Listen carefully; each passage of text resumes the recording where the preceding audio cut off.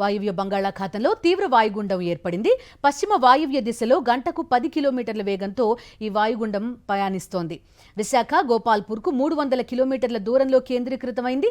ఉత్తర కోస్తా, దక్షిణ కోస్తాకు భారీ వర్షాలు కురుస్తాయని వాతావరణ శాఖ వెల్లడించింది. తీరం వెంబడి ఈదురు గాలులు కొనసాగుతున్నాయి. ఇవాళ రాత్రికి వాయుగుండం తీరం దాటే అవకాశం ఉంది.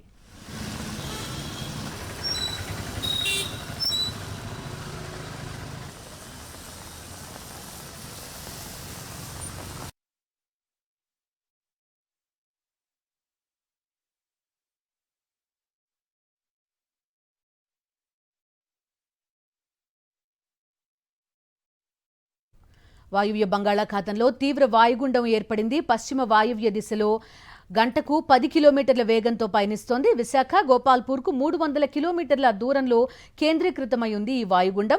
ఉత్తర కోస్తా, దక్షిణ కోస్తాకు భారీ వర్షాలు కురుస్తాయని వాతావరణ శాఖ వెల్లడించింది. ఇవాళ రాత్రికి వాయుగుండం తీరం దాటే అవకాశం కనిపిస్తోంది. పూర్తి డీటెయిల్స్ అందిస్తారు మా కరెస్పాండెంట్ అనిల్.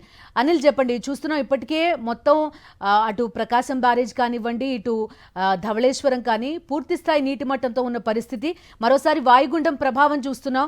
ఎలా ఉండే అవకాశం ఉంది వాతావరణం?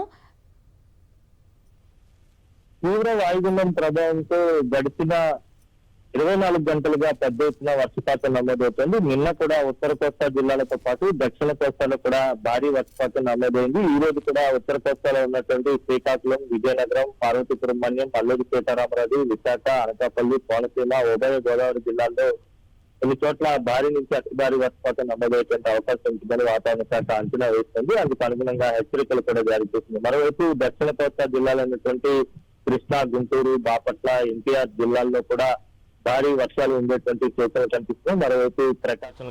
మరోవైపు ప్రకాశం జిల్లాలో కూడా భారీ వర్షపాతం నమోదు కాబోతోంది. తీరం వెంబడి ఈదురు గాలుల ప్రభావం కూడా కొనసాగుతుంది. గంటకు 40 నుంచి 50 కిలోమీటర్లు, అత్యధికంగా 60 కిలోమీటర్ల వేగంతో కూడా గాలులు వీచేటువంటి అవకాశం ఉన్న నేపథ్యంలో రానున్నటువంటి 4 రోజుల పాటు మత్స్యకారులు వేటకు వెళ్లరాదని, అత్యంత అప్రమత్తంగా ఉండాలని వాతావరణ శాఖ సూచిస్తోంది. ఇప్పటికే కురుస్తున్నటువంటి భారీ వర్షాలకు నదులన్నీ కూడా పూర్తిగా నిండు కుండలను తలపిస్తున్నాయి.